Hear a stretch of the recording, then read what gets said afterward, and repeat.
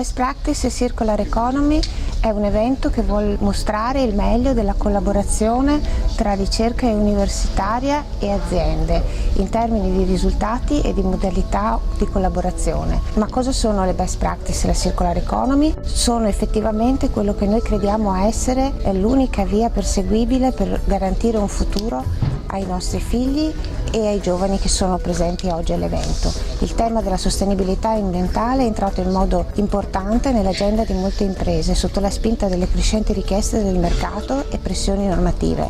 Vogliamo contribuire a salvare il pianeta riuscendo altresì a coniugare sostenibilità ambientale ed economica. In questo panorama si inserisce l'economia circolare.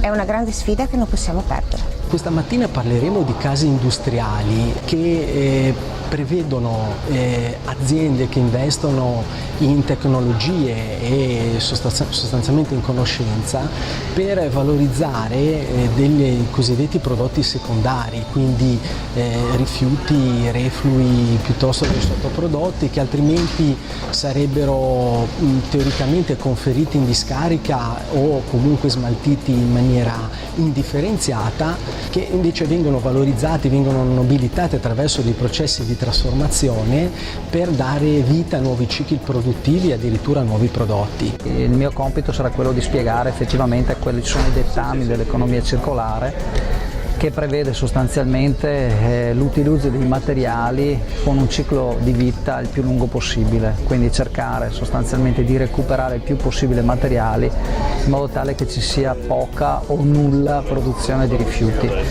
È un obiettivo molto ambizioso, però in molti campi, in molti prodotti riusciamo anche ad arrivarci, cioè sono prodotti che si riciclano all'infinito.